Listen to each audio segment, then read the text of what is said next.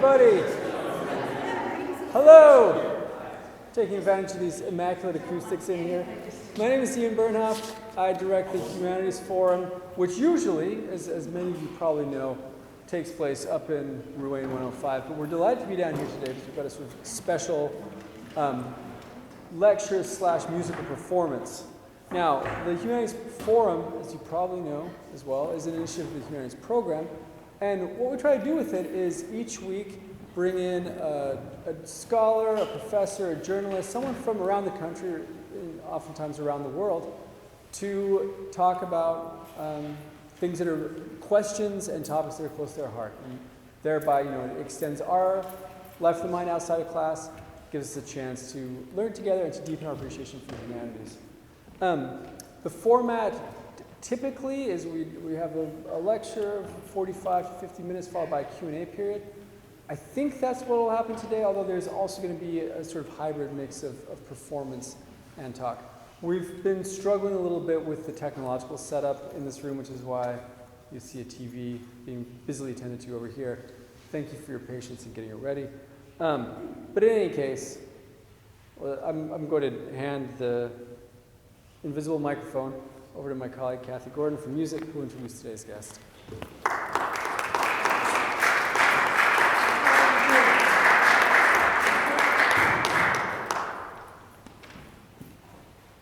I'd like to, first of all, welcome you to my classes. Dr. Paul-André Bempechat is a renowned Franco-Canadian concert pianist and music historian, specializing in the First Viennese School and physicist. Vice Admiral Jean Cras earned him his groundbreaking monograph on the eclectic Franco-Breton composer and physicist Vice Admiral Jean Cras earned him a knighthood from the French government and the distinction of honorary fellow of the Royal Academy Chapel at Uppsala University in Sweden. His most recent publication is Jean Cras, Polymath of Music and Letters, published by Peter Lang in 2023. Dr. Bempechat is known for his interpretations of Brahms, Schumann, and Chopin, and is a self-styled eclectic product of the Manhattan School of Music and the Juilliard School, where he worked with several performer teachers in piano, chamber music, and vocal accompaniment. Decorated as Chevalier de l'Ordre des Arts et des Lettres by the French Ministry of Culture and as honorary fellow of the Royal Academy Chapel of Uppsala University, Dr. Bempechat has toured in virtually every country in Europe, including major appearances at Berlin, London, and Stockholm. He's also appeared at the Wiener Festivalchen and the Prusen Festival of Rarities for the Piano, the Karamur, and the Holland Festivals, and most recently Uppsala University, where he was an artist in residence during the spring of 2023. He has been acclaimed as a singular, lucid, and introspective interpreter. He currently teaches at Harvard University. If you're interested, he will be selling his books in the back of the concert hall after the concert. So let us welcome Paul-André Bempechat.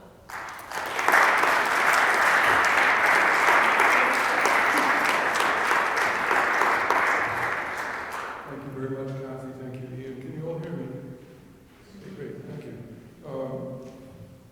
I get to make these lectures as informal as possible, and I really, I certainly welcome any kind of questions you may have afterwards. Jean Cras is an extraordinarily complicated figure. And if I may, I'll give you a bit of background of how I came to know him, because to this day, people are saying, who is this guy?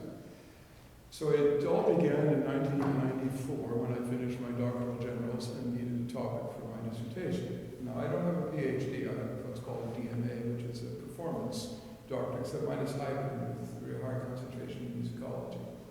So I needed a topic, and I needed a break.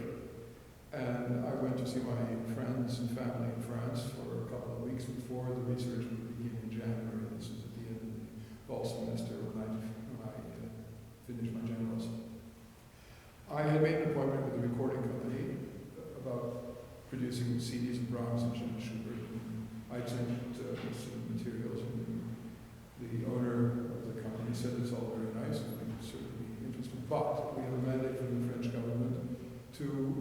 a generation of lost composers between 1870 and 1940.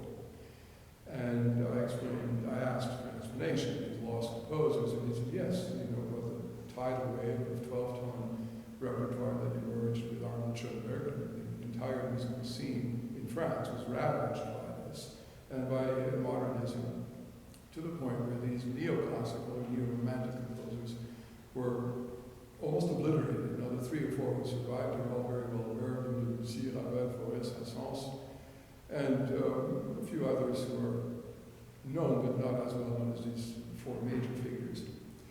And then he said, I listened to you, and you're a very strong romantic pianist. Why don't you look at Jean Cras' works for recording for us? I said, Jean who? And he explained. And he said his last surviving child is in her late 80s and is looking for a biographer for her father. And Monique Cras is the beginning of this whole process. So I made an appointment to meet her, and she was absolutely delighted that someone was doing a major study on her father. There had been 2 small master's theses at the time from both the University of Paris, and never a major study. Now, my doctoral parameters for the dissertation were to be initially focused on piano repertoire because I was a piano major. And then things turned around when Monique gave me the entire correspondence that she had transcribed with failing eyesight, 700 pages of it, on a rickety typewriter that is probably now a museum piece, and with lots of gaps and lots of ellipses and lots of omissions because of private family stuff. And I had to read this with almost under a microscope to figure out what was going on in this man's life. So here is the story. The family is from the west of France, in the province, or the region of Brittany, the most westerly province, and strategically for military purposes and for commercial purposes. The port of Brest, on the tip of the peninsula, is where Jean Cras was born and eventually where he would die at the young age of 53. He was born in 1879, died in 1932. Now, I'm supposed to be pushing the button so that this thing works. Right, these are the publications. That's my wife is right here, Emma, is also a musicologist, and she and I and 3 others produced this collection of his early songs, which until a few years ago remained unpublished. We finally got the family to authorize their publication because Jean Cras said, no, they're too mature, they're not great, and I wanted the historical chronology available to enable scholars and performers to be able to determine the energy and the root of these great song cycles that emerged when he was mature. This is the first edition. Now, everything's coming through, right? Yes. Great, thank you. All right, so this is the province of Brittany, one of the regions of France. And Brittany originally had 5 departments. You'll see they're all indicated in red. The one in light brown or mustard color down here is the Loire-Atlantique, or Loire-Inférieure, which got amputated for political reasons from the rest of Brittany. It was a wartime issue in World War II. The reason for that, there are many different reasons, but the most predominant one is that Hitler, knowing the nature of the Breton people, who are not French, they're Celtic, they're like the Irish, on the eastern front, Alsace-Lorraine were essentially Germans, but part of France.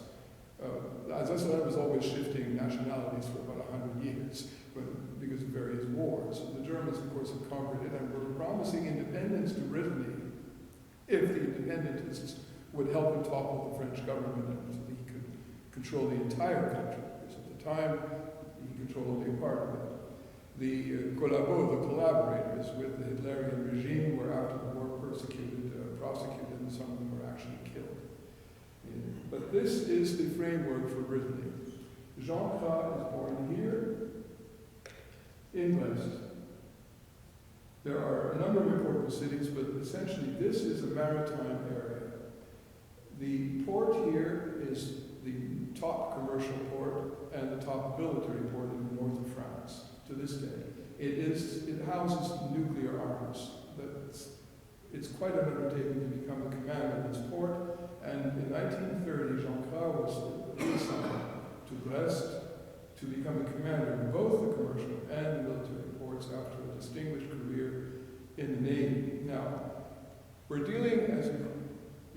things up, on a Navy officer. He entered the service at 16 in the Naval College, which would be the equivalent of Annapolis here in the United States.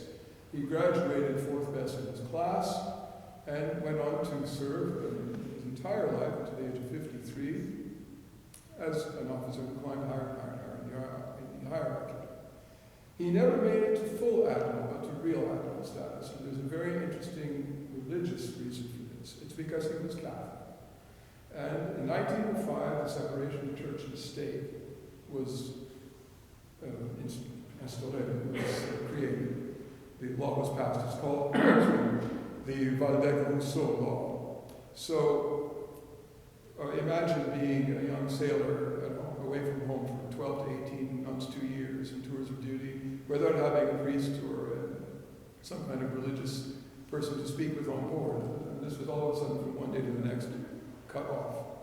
And in his piety, because Jean Cras comes from a very pious family, a very eclectic family, not only very believing people, but musicians as well. His older sister Gabrielle was a very famous soprano. And his father was a very famous naval doctor who was one of the fathers of heart surgery for France. So this is a very prominent family in Brest. There are 8 children in Cras' generation. So we have in him a sailor who is devoted to the Navy because of tradition. They had been in the French Navy for hundreds of years, and there was no way he was going to get around. His musical talents emerged when he was around 6, 7, 8. He starts writing songs, some of them in that book. 38 of them before he really gets going. He begins to study music and demonstrates very strong qualities as a child prodigy. And then the fun begins, the fun in quotation mark begins, when he decides that he wants to be a musician and a composer. And he cannot get around being in the Navy because he's got to earn a living. And at this time in French history, French musical history, we're in competition with the Russie and Ravel and Forêt and Saint-Saëns. That's quite a tall order. And then arriving when he gets to the age of 20, 25, 30, we get into competition with Stravinsky. In 1913, we have the outbreak of the Rite of Spring with the Théâtre des Champs-Élysées, and the riot that basically transforms musical composition into the future. So this is nothing easy to fight. Now, add to all this kerfuffle, it's one of my favorite Irish words, the fact that Cras is in the shadows, not only of these people, but in the shadows of the great vocal composers, and that he is also a Breton. Now, way back when in the 14th century, we have a French author, François Villon, who said something absolutely classic, which applies to this day. So on bec de Paris, it's only worth it if it's from Paris. So Parisian snobism is what it is to this very day, and there's almost no way of getting around it. You can tell you stories that would keep you up, that keeps everyone up. But the point is that he had this discrimination, not just because he was not a Parisian composer, Parisian trained composer. He was from a provincial town, because that's what Brest was at the time. But he was also Breton. And this whole thing with Breton separatism, Breton nationalism, or regionalism was a major issue. If you recall French history, Brittany became a part of France because it was simply annexed in the 16th century. And the movement to preserve the Breton language, again, the Celtic language understood marginally by people today in Wales and Southern Ireland, was spoken at the time, let's say around 1920, by about 500,000 people. Today, maybe 125,000 to 150,000 still speak the language. There are bilingual schools, but they are rapidly becoming extinct in Britain, not in the rest of France. So he's got this working against him as well. When he begins his naval training and has his breaks from the service to get home for a while, he has a 3-month break, and he goes back to Brest after tours in North America and the Caribbean, and he's, as a young officer, he's patrolling the naval, the fishing lines between Brittany and Iceland to fight off nasty British ships because of his territorialism. So he's writing letters from everywhere, basically. He returns, and his sister Gabrielle, who I just mentioned a few minutes ago, had married a rather powerful lawyer in Paris and introduces him to Henri Duparc. Henri Duparc to this day is considered the dean of French art scene. He interviews Cras, who played the piano for him, he's a very fine pianist, also violinist, and reads his early songs, studies his scores. This young man is my successor in terms of vocal writing, and it was as simple as that. 3 months of intense training followed from there, and he teaches him everything about counting, form, harmony, development, orchestration, and of course prosody, the science of setting text to music, and sets him off into the world, and the rest is history, because Cras becomes one of the greatest autodidactic figures in musical history. So this is the background here, to retain Brest being this very important commercial and military port, Brittany, all of it, being a very independent province culturally, and always bulking at what Paris is doing. The French all bulk at what Paris is doing, but this region in particular. They have their own flag and their own pseudo-passports. This, to give you an idea of how things looked at the time during Cras' lifetime, this is the main street, which is called today, it was called for many years, the Rue de Siam, the street of Siam, which became Thailand. Why it's called Siam is because it was the country of Siam, Thailand, established the first consulate in Brest as part of its military and diplomatic installation. We needed that diplomatic presence because of all the commerce and trade that was going on internationally.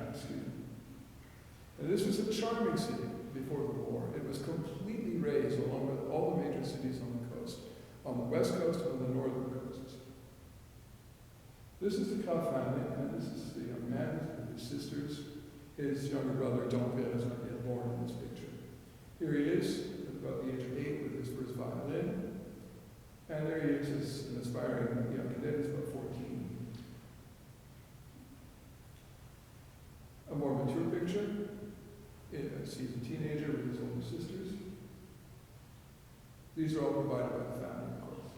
And here he is as a cadet, and later on, as a lieutenant here, off the coast of Iceland with the ship's cat, Yellow. So, and now we have him here with Admiral Nolan. He rises very quickly in the hierarchy of the French Navy for a number of reasons. He's also a physicist, an inventor, and at the Naval Academy he proves his talents as a great mathematical genius. And he invents this ruler compass, you'll see this in the later slide, which enables one to navigate in small ports from one small port to another. It is so efficient that it was patented right away and used immediately by all branches of the French Navy, and it is still used as a navigation tool not only for sailors, for amateur sailors and professional Navy people to this day, notably in France, and is studied by people at Annapolis, but it is also used by Air France for pilots, especially when they're flying at night. It's a tremendous tool to navigate against the stars. And so I remember one flight from Paris to Boston. I had accidentally dropped my wallet and my Harvard business card fell out. And of course, they're all Harvard crazy. So the stewardess said, "Oh, you're from Harvard." And she went and told the captain, and he invited me up to the cabin because he wanted to meet someone from Harvard. So the point is that he asked what I was doing, and I said, I just finished my book on Jean Cras. I said, "Oh, Jean Cras, did you know him?" He said, "Yes, look, there's his ruler." And there he goes on the dashboard of a Boeing 757. Quite amazing. This is the disarmament commission after World War I. Now, Cras is a war hero. On many occasions, he saved the French government, literally the entire cabinet on the coast of Portugal at the start of the war, such a great navigator that he steered this ship, which was carrying the French cabinet and the president of France and prime minister of France, to safety in Vigo on the Portuguese coast. So we have this literal genius, this polymath. That's why I entitled my book The Polymath of Music and Letters. And so, because of these heroic feats and his saving the Serbian army from the Austrians during World War I, because he was posted in Brindisi on the Adriatic, he gained all these honors from many different governments. Governments in North Africa, because we had colonies in North Africa, and he was posted there to, as a military assistant, a military attaché to the local French diplomatic missions there. The Italian government decorated him for his service. The Serbian government did. Extraordinary legacy. And so the Disarmament Commission was formed to simply advance the Treaty of Versailles and to redesign Europe in the interest of peace, and he was all part of this. This is a very interesting photo. This is Alfonso XIII, King of Spain. Now, in 1927, André Citroën, you know the cars? That's the Citroën cars. That's the great patron of the arts at the time, André Citroën, a French Jew settled a Dutch Jew settled in France, who underwrote the French pavilion at the Barcelona World's Fair. And at the Barcelona Fair, the king and his family had known of Cras and his music and wanted to meet him. And of course, they had to because of all the diplomatic ties. So here we have the king of Spain on Cras' ship making a visit to the sailors. They actually had quite a nice correspondence, and every time he went to Barcelona, he would be invited with his family to the royal palace. There's their wedding picture. Jean Cras came from Bonn in Tunisia, from a very prominent Genovese family, and her father founded the first Liceo Italiano in Tunis, but she was schooled in French. And this was love at first sight. It never waned, and she remained his widow until she died in the early 1960s. She was also a very fine pianist and a very, very devoted educator. They had 4 children, and here they are.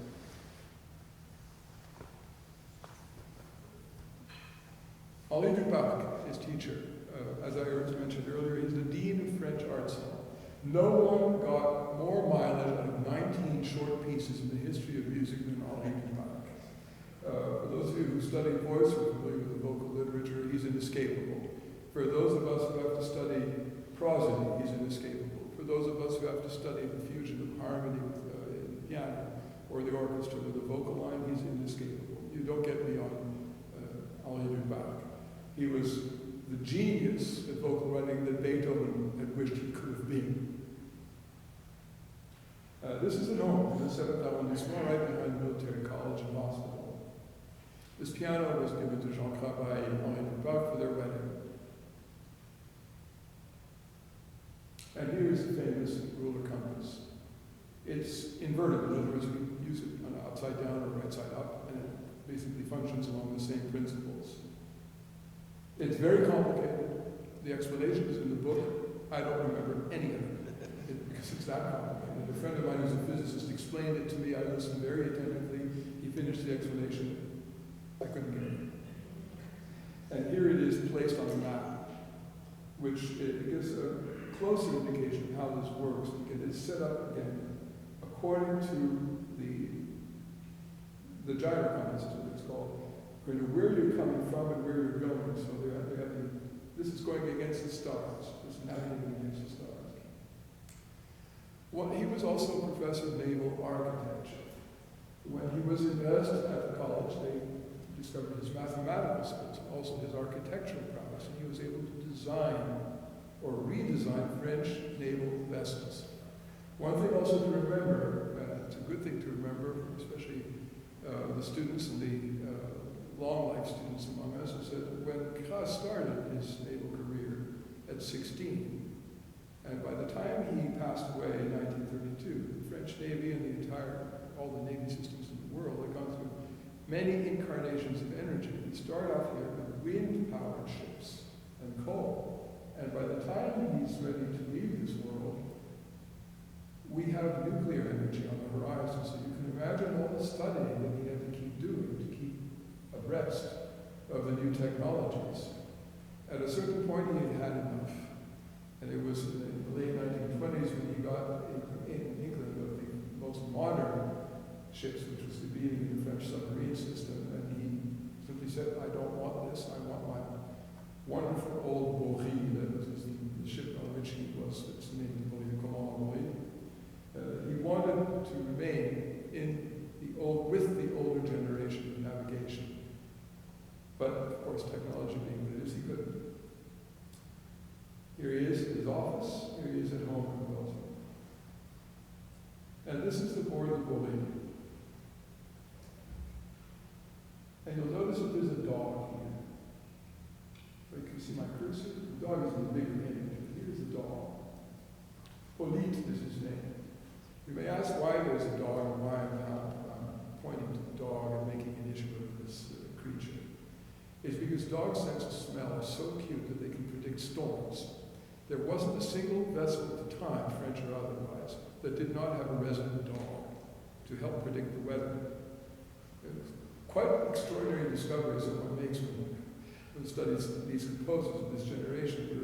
We're looking at a 50 or 60 year period where technology is literally expanding exponentially. The way my analogy would be the internet, the evolution of the internet. 1990, we didn't have it. We're 35 years down the road, and the world is a different place because of it in every dimension of life. Now, we have a number of musical examples because when I'm dealing with Jean Cras as a human being, a father and husband, as a naval officer and a scientist, we're going to get back to the music in a good amount of detail in a second. This is the ship he did not like, the Lamotte Viking. And it was the most modern ship at the time. He simply didn't like its architecture, he didn't like its technology because it was too complicated and more than complicated, inhuman for him. Here he is. This is one of the happier pictures on the left. He's a very serious man. And I get to this this picture with great, I must say devotion. I really am taken by these pictures. Jean Cras was born in, of course, as I mentioned, in Brittany. This is arguably the most pious province of France. To this day, the churches on Sunday are absolutely full, and cathedrals as well. There is no question whether one spoke Breton at home or French or both, that one did not attend Mass. The Mass at the time was done in Latin rather than French. After 1905, it was absolutely no on the ships. But he grew up in this very pious household and became an extremely serious religious philosopher of sorts. The writings are full of countenance and dependency on his faith to keep going. When one is 16 years old and sent for 2 years away from home on a tour of duty very far away, to countries one doesn't know, to hear languages one doesn't understand, much less speak, to do with peoples that one has absolutely no affinity for, and one must immediately have affinity with. It requires a great deal of strength, and where does that strength come from? Psalm 122. This was the foundation of his spirit.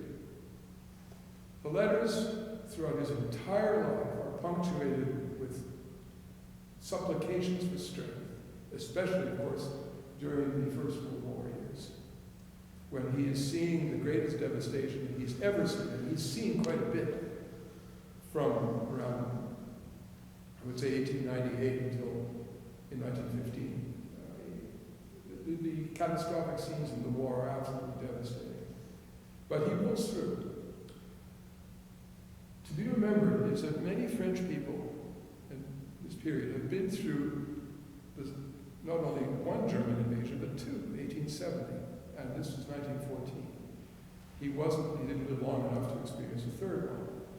But here he is dealing with composers who are trying to ban German music during the First World War because they had the legacy of the 1870-1871 crisis.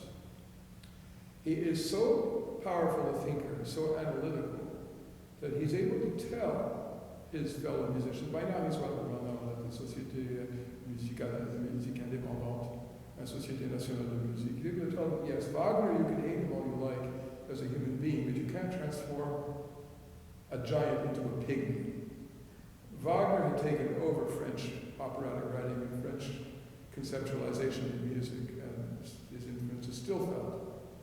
But they were trying to rid France of German influence, which is absolutely impossible, clinically impossible, and spiritually impossible. We have a letter from Henri Capac to him who claims that we are only false Germans. We really have no culture of our own, which I think is greatly exaggerated, because the composers were living simultaneously in our French culture, Jean Cras. Where does he sit in the generation of Debussy and Ravel? I'm going to refresh your dates. Debussy, 1862-1917. Ravel, 1875 to 1937.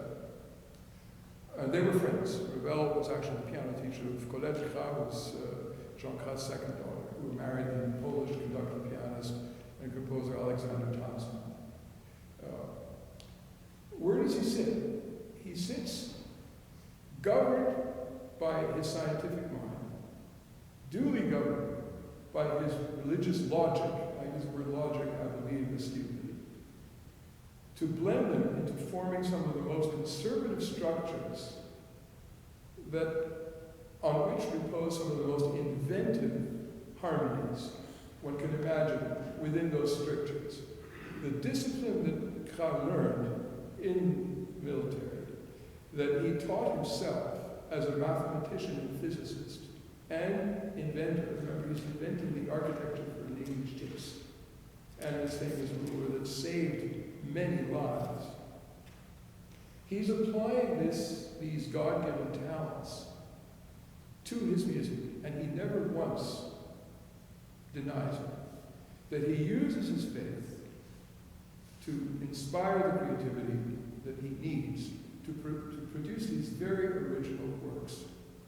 Now, I can't, of course, know how many of you are music majors, but my beloved wife here, and Kathy, and anyone who studied music at a major music school, will know about the hierarchy and the snobbery that is inherent in the profession. The topic I chose, when I brought it to the committee to be accepted for my dissertation, they're saying, "Who, what? Are you sure?" And the dissertation advisor I had, rest his soul, he said, "Yeah, another one of these French losers." He was completely against the French for some reason. No, that was his problem. But a French loser. Well, until he heard the first CD of Jean Cras songs, and out of a slight embarrassment, he showed me his next syllabus on French art song, and there was Jean Cras. He couldn't ignore it. So this man's reputation has grown exponentially. If you Googled him in 1995, I'd say you had 1,800 hits. If you Googled him today, you're up to 3 million. So I hope to have been part of this through my book, my articles, but he stands on his own. Somebody would have got to him at one point. This is the figure we're dealing with now, the discipline behind the music. I think at this point in this forum, it would be good to listen to this art song. It's a solo art song. It's not part of a cycle. Now, Jean Cras, remember, this architect, has 4 or 5 major song cycles. They're all very beautifully integrated thematically and harmonically. Everything works. The cycle of the poems follow one another perfectly. They're stories, one into the other. But this one isolated, there are only 2 isolated songs. The final one he wrote in 1929, it was sort of like a gift to a patron of the French Navy in the south of France because she helped restore the port of Toulon. But this is his own expression of gratitude for having survived the war intact for the most part. I mentioned the other composers, Debussy and Ravel, who had been to the war and who had been, 1, physically maimed, 2, mentally destroyed. Debussy. Ravel was physically maimed and he simply could not walk, he couldn't do everything that he normally would be able to do had he not gone to war. He volunteered the way Debussy had. Debussy was absolutely destroyed psychologically. In my book, I make a point of Cras' faith being the reason for which he was able to survive this horrible war. I wouldn't say completely intact, but stronger. The letters are so powerful and so full of proclamations of the coming of peace because we have faith. And it happened. He's posted, as I mentioned, in Italy during the war, and happily he takes his children, he's able to take his children for communion and his son for baptism by the Pope at the time. Who's the Pope in 1915? Leo XV? No. as Pope in the early 20th century. It'll come back, I'm sorry. So, here he is in his final years. This is his funeral cortege. He had become a national hero, not simply a military hero. This is a military procession. Every branch of the French armed forces were there. The only person of importance who wasn't there was the President of the Republic. And of course, the clergy and family and everyone else in family and friends. He's buried in a very simple grave in the municipal cemetery of Brest with other members of his family. He wasn't the type of person who was into pomp. He hated society, rarely went to these Parisian soirees, and when he went, he stayed a few minutes and left. He wrote about them with great humor at times and more disdain than humor at others.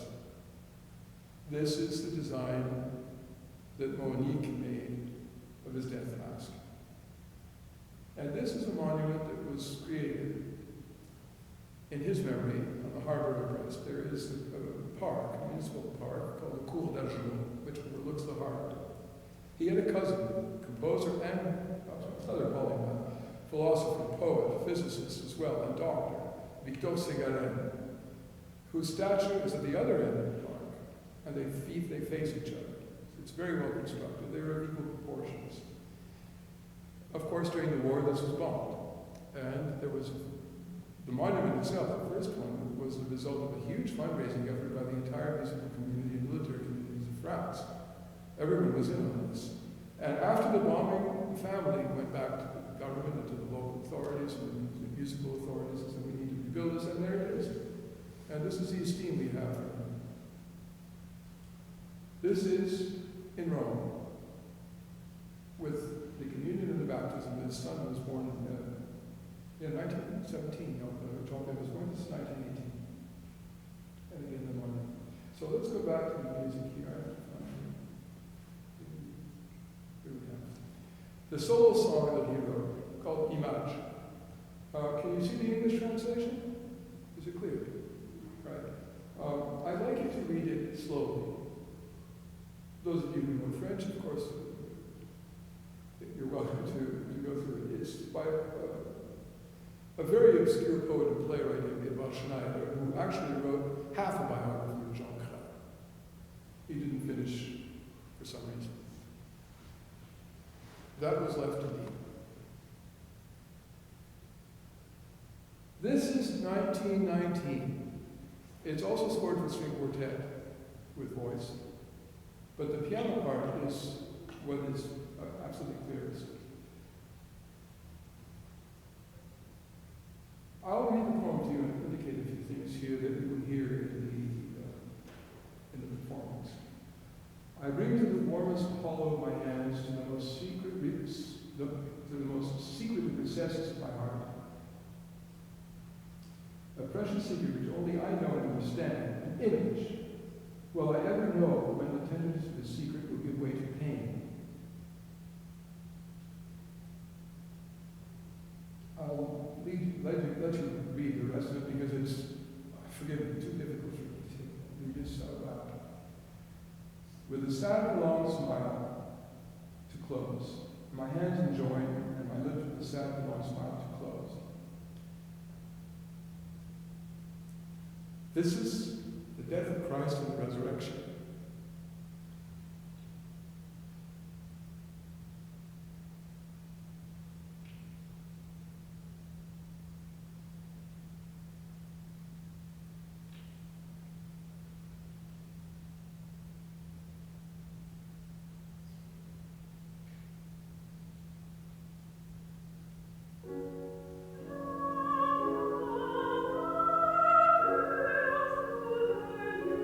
Notice there's no bass. It's not yet grounded.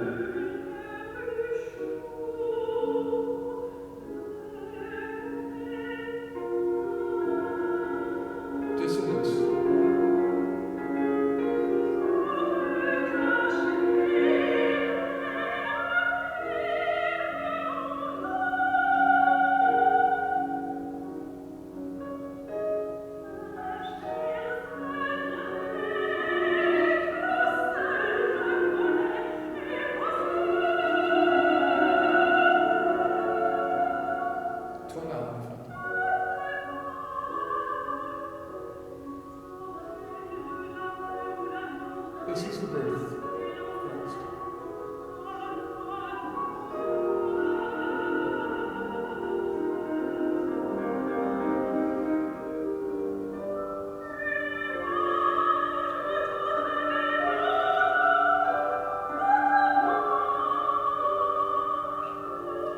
joy to pain.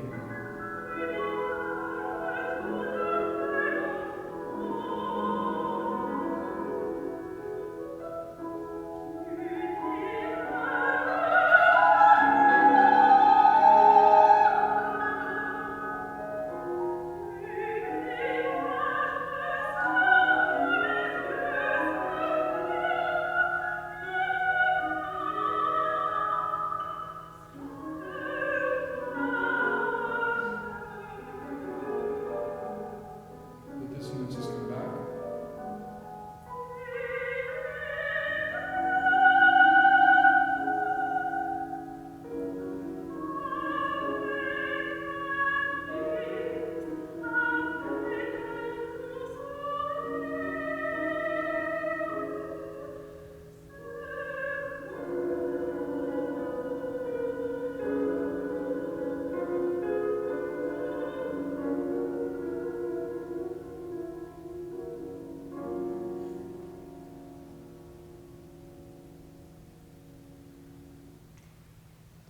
So he ends this is an F sharp major, very rare key to use in art song. He ends here.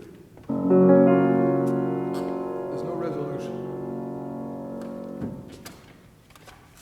The point being that Cras is, for me, the ultimate symbolist composer for art song. He proves this constantly in the way he chisels out the musical format and substance according to the prosody. Absolutely miraculous at times. I had accompanied singers for years before working on this book, or this dissertation for the book. When I was studying all these songs, it hit me as how perfect the symbolism is here. And there are many great French composers of the same generation who were using symbolist poems in their works, be the opera, be the art song, but the acuity and the discipline behind this, mental and spiritual discipline, is what we have that's generating this. It's a different discipline than the others, which is essentially the point of the whole story. Let's go back to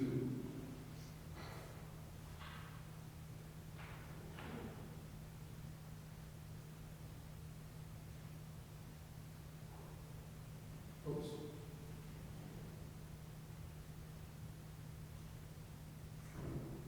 All right, we're going to do these examples in order now, but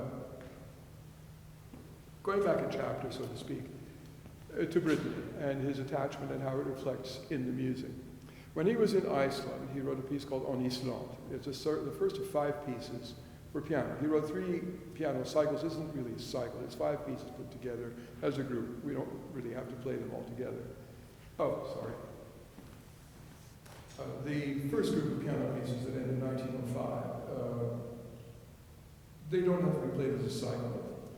They can be played individually or as a cycle. And the other 2 come during the war, 1917, 1918. Now, how Jean Cras reflects Brittany here is quite clever, to say the least clever. He's writing from Iceland, and he's creating all the time. He's always got manuscript paper with him on his ships. He's writing home to send me more manuscript paper, send me books, send me manuscript paper. He's always reading, he's always studying, never a dull moment. So he's writing, inspired by Iceland. He writes this piece called In Iceland. I've studied ethnomusicology to a certain degree, I confess, somewhat superficially because I'm a classicist.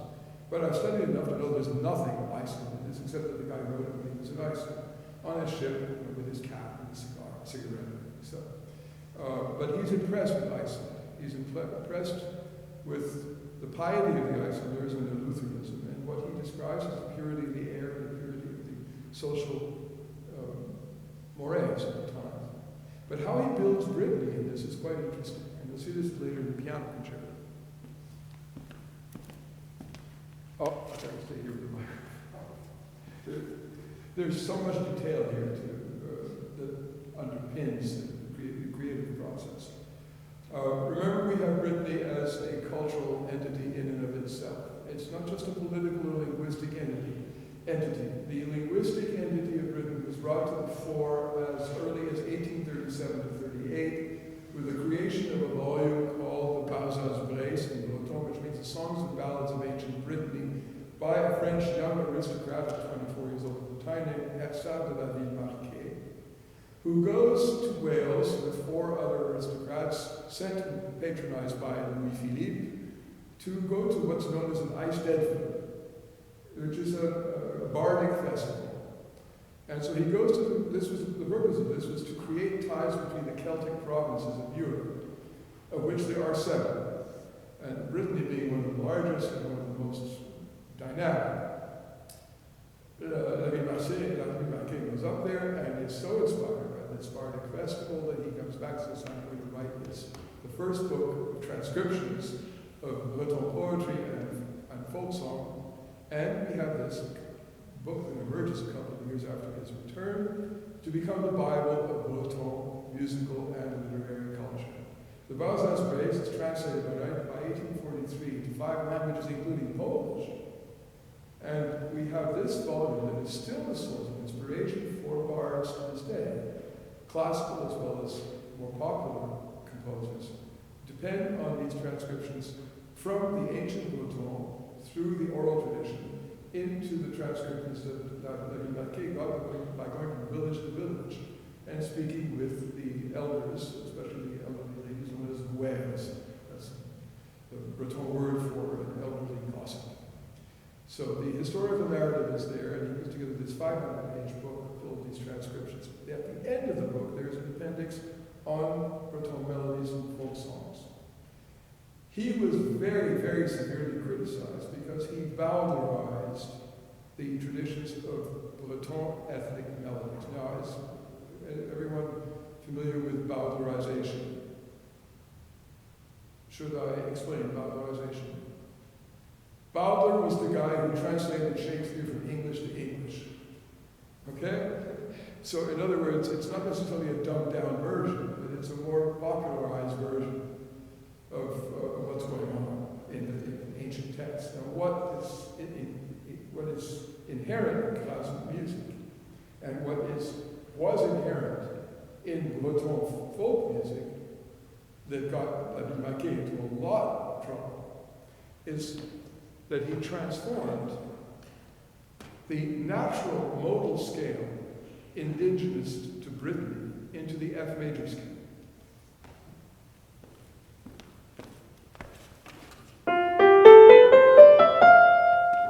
That's the Breton mode. This is the F major scale. That's a normal sounding scale. This is not normal, unless you're Breton. Now, in his En Islande, to get back to this original piece, maybe he's homesick and wants to express his homesickness in this piece.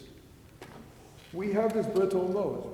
If it were Icelandic classical music, it would sound like this.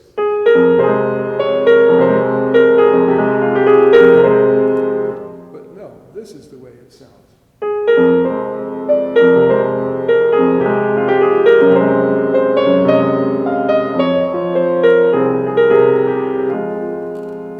Much more attractive to me, anyway, much more original.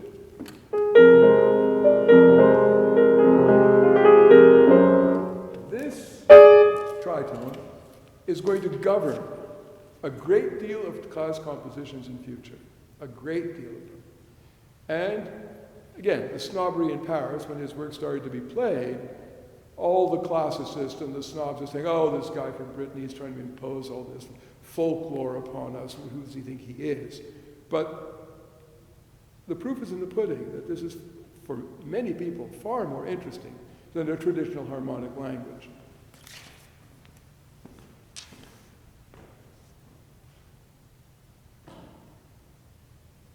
One element to remember to Jean Cras, because he was away 3/4 of his life from his family, from his home.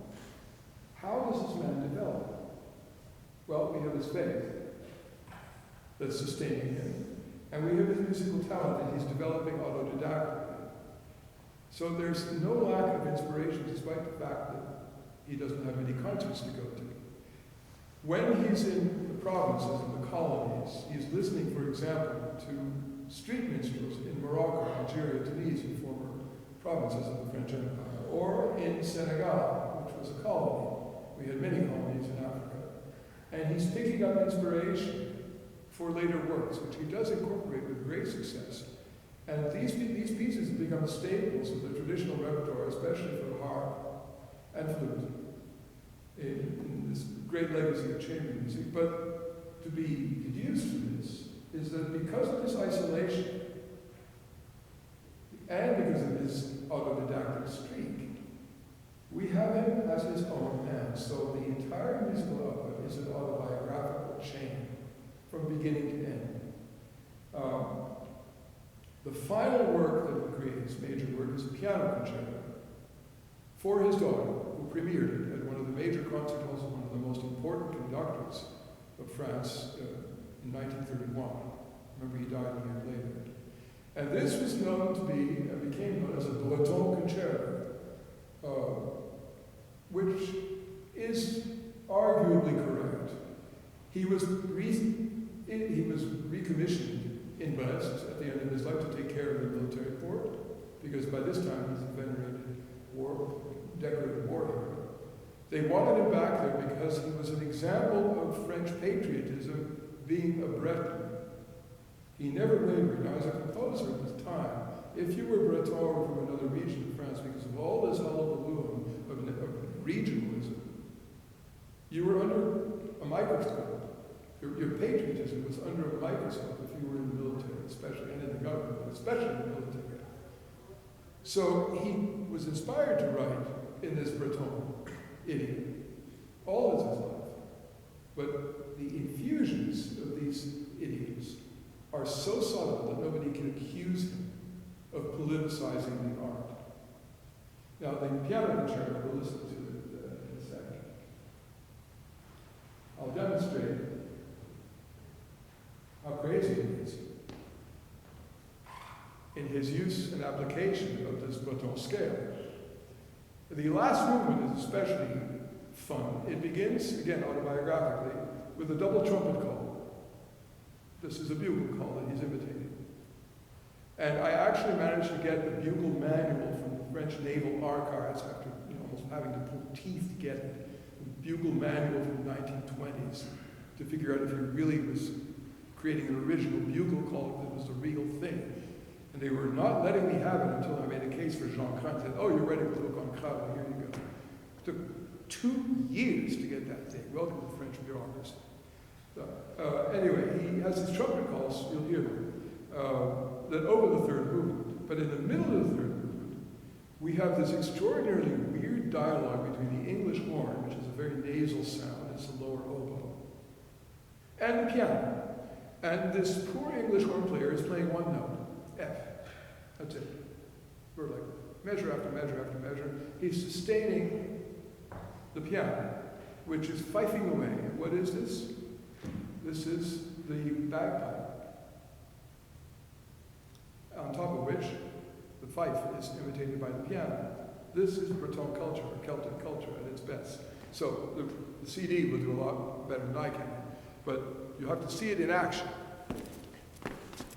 The first section of the last movement will calm down. It's something like this.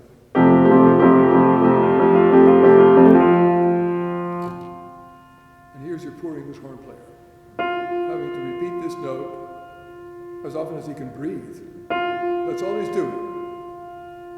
And the piano is doing. There's our scale. So.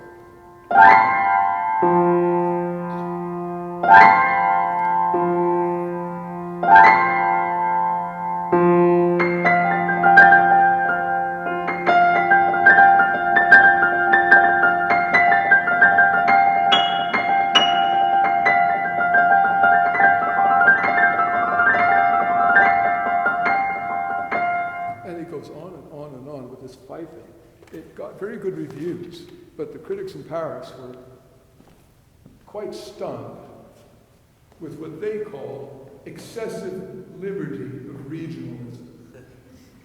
So, excessive liberty, have it as you will. There are far weirder piano concertos than this thing. But let's listen to this. It's very effective.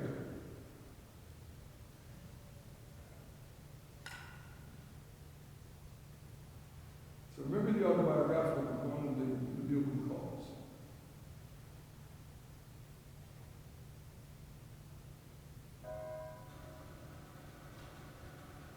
Snare drum.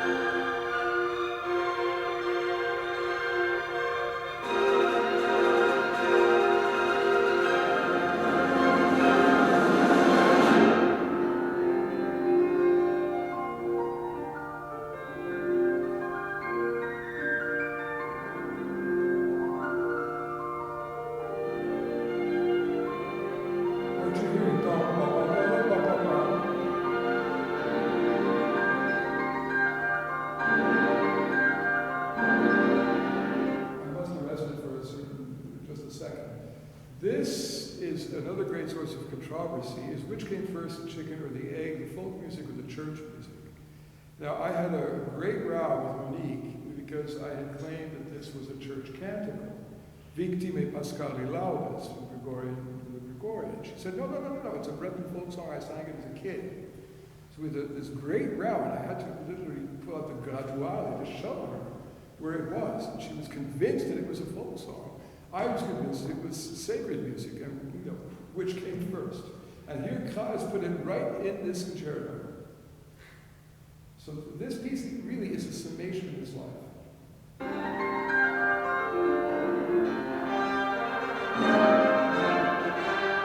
top of which he's fallen in love with jazz.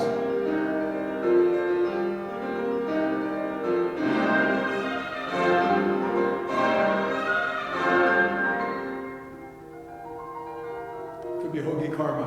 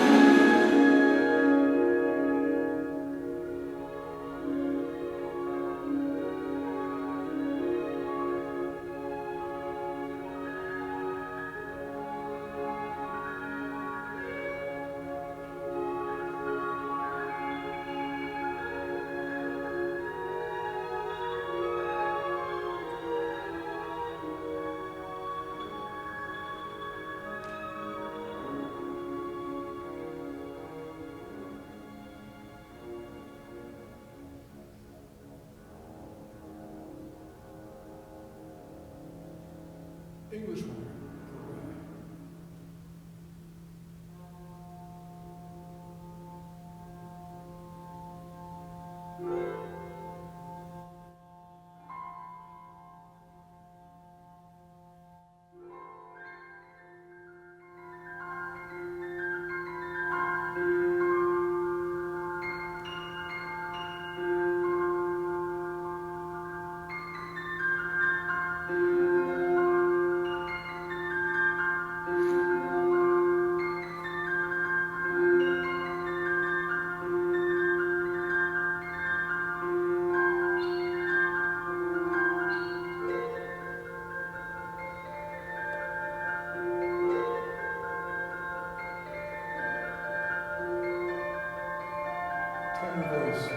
We have the canticle.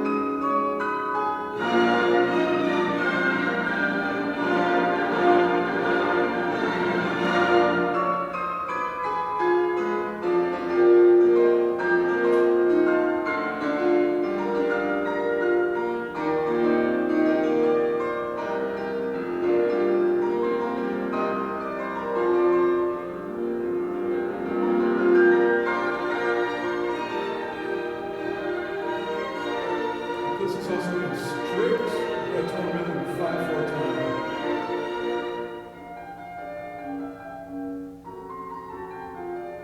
Okay, Carmichael again. It blends new and the old.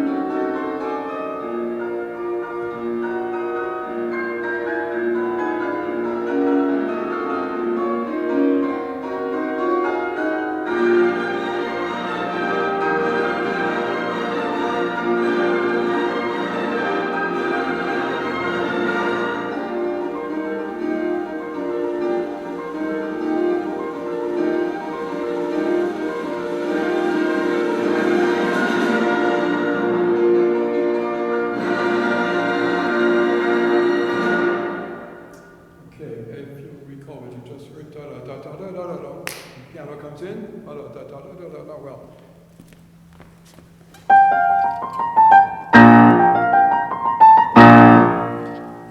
Again, symbolism. That is, blessed be the Paschal Lamb. Bang! And who is that? That's Jesus. This is how he writes. It's extraordinarily subtle, and you really have to have a training in the theology behind music to be able to pick this up. It did not come overnight. Thankfully, good guidance in this. Now, let's go back to some of the other examples here, which, again, point out his autobiography very, very clearly. This slide here, again, from Rome, where the kids were baptized, were given communion and the baby baptized. This is from a suite called Children's Souls. And Cras developed during the war because of his longing to be with his family. He couldn't, he was posted in Italy all this time. And he had managed, because of his rank, to get his family transferred down to Rome while he was in Brindisi to protect them, while Paris was being bombed. But the suite that he writes is a father dying to be with his children. I mean, he had barely seen his son born, and he had to rush back to the front. So he writes a suite that he claims in the letters, the music had woken him up in the middle of the night, this inspiration. That's nothing unusual for a musician. Insomnia is in our DNA. But he has this vision of his three little girls. At this time, they are about 10, 8, and 6, performing for the Société Nationale de Musique, a piece for piano, 6 hands. And he hatches this suite, which anyone who has studied piano or teaches piano would understand that this is a tremendous contribution to that literature, because there's not that much of it. The work becomes so popular that the publisher asked him to score it for orchestra. That first performance becomes so much of a sensation, the publisher, wanting to cash in, says, all right, now let's have a piano 4-hand version. And this is all, of course, available today. For those of you who are interested, it's all on IMSLP and YouTube. But the piece he wrote, the suite, Children's Souls, is in 3 movements. The first one, pure. The next one, naive. And the third one, mysterious, mysterious. And I'll demonstrate exactly why the titles are accurate.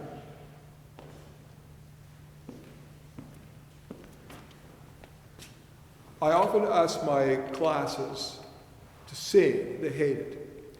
But there's a point behind the request. The perfect intervals that we know are the octave, because they're the easiest to sing. That's why we call them perfect. The perfect fourth, because there's no harmonic interference, and its inversion, the perfect fifth. They're the easiest intervals for the human voice to sing. So Cras is always using these intervals across his entire output, except when it's purely folkloric. The opening of this suite, listen closely to the harmonies. A fourth, another fourth. And together they form this lovely triad, this lovely 6th chord.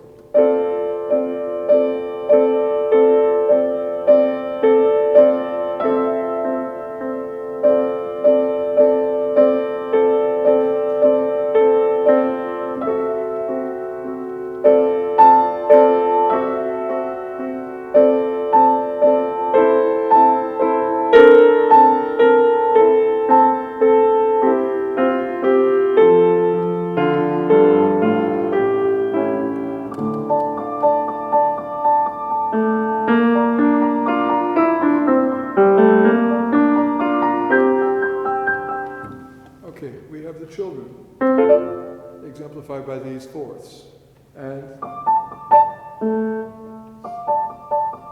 the waves of the sea on top of that. Remember, this is scored originally for piano 6 hands, and it was premiered by the 3 girls at the Société Nationale. We'll have some excerpts from 3 movements here.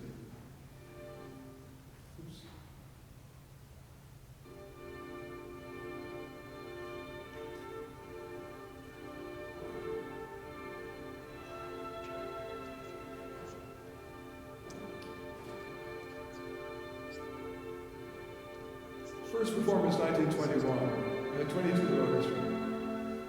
And one wonders how it could have success, this conservative writing, in the middle of works like Stravinsky's Rite of Spring and everything else that came out of it, in competition in the world of Parisian premieres.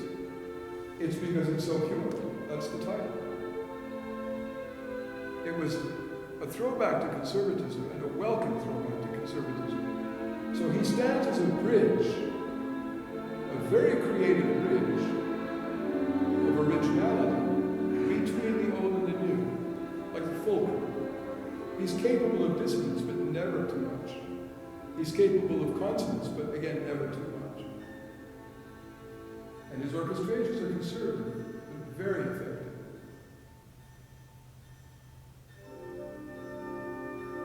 Harp, plucked strings, and glockenspiel.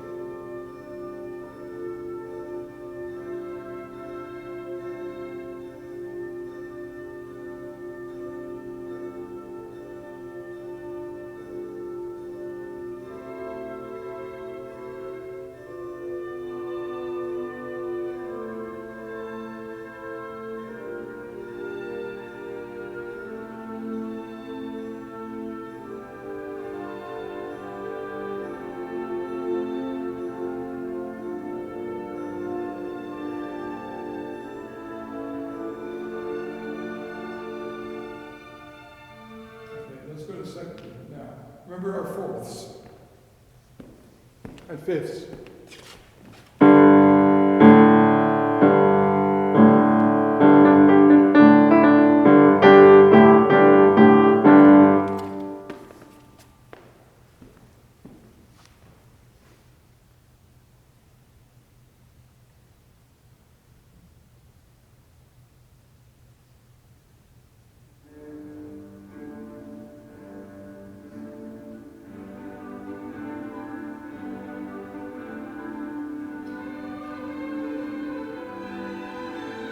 Could there be a better title for this than Naive?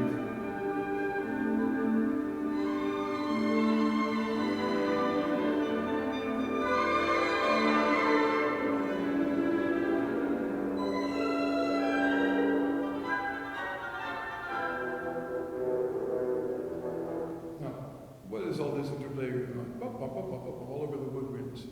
That's the spontaneity of the child. What is infancy? What is childhood but spontaneity? And he catches the psychology of the child as he describes in the letters to his wife, which are in the book. That he describes the spontaneity and the purity of the child through an absolutely microscopic analysis of what makes a child a child.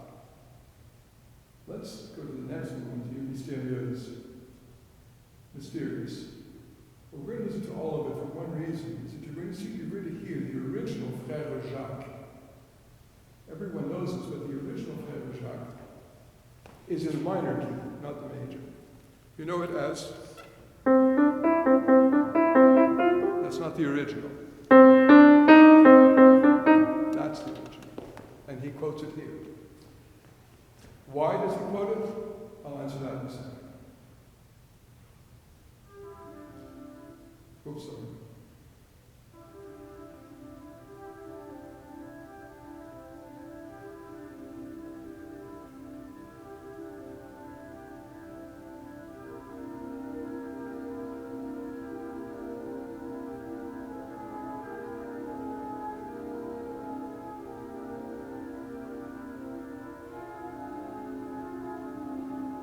And in the correspondence, he refers to the mysteries of childhood. Because children can be very difficult to figure out. And here is this mysterious setting. The mysteries underscored by the simplicity of the harmony. Here comes a fifth.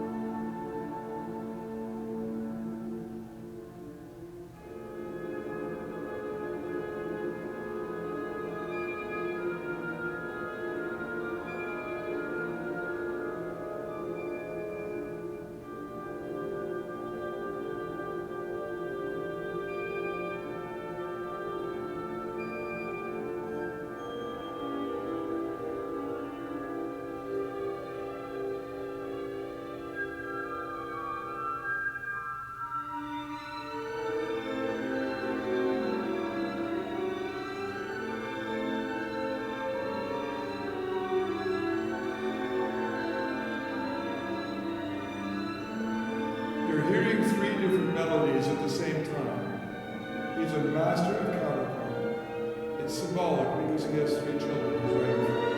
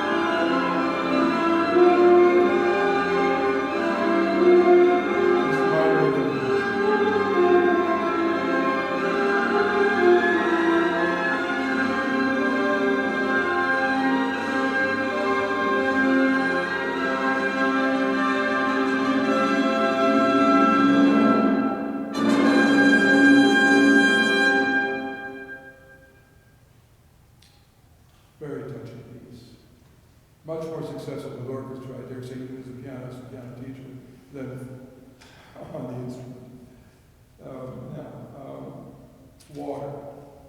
He's at sea 75% of his life. Obviously, this is going to be a major factor in his composition. It's reflected everywhere. Perhaps no better than in his suite called Fountains, and in his autobiographical symphony of 1927.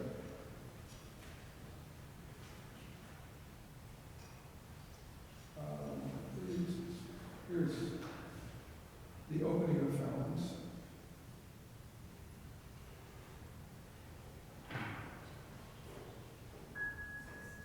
Droplets. This is about a dried out fountain that comes back to life. Poetry by a friend of his, very obscure.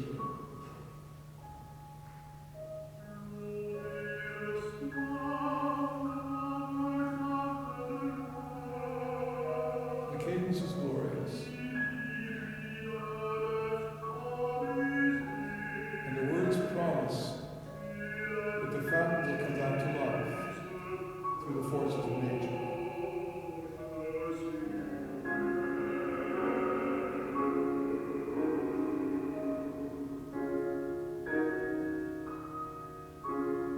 And now, this is the fountain back to life. Fifth movement.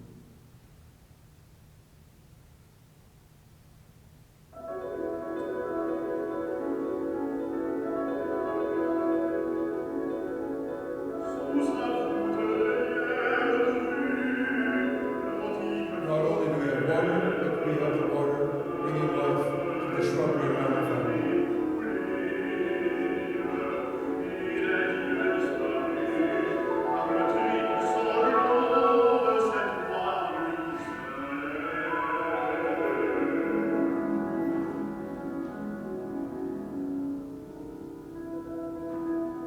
Do we have time for another example? Just a couple more minutes. So I don't know whether it would be a fitting way to end with an example, whether you play a piece for us, Toby, that you would like to showcase. I think the best example that I can provide is the second movement of the orchestral suite. It's extraordinary. Now, of course, I can do something with the instrument, but this stuff is, over the top beautiful. But First, I'd love hearing you play. I'd like to know if you'd be willing to play something for this. all right, I'll do my best here.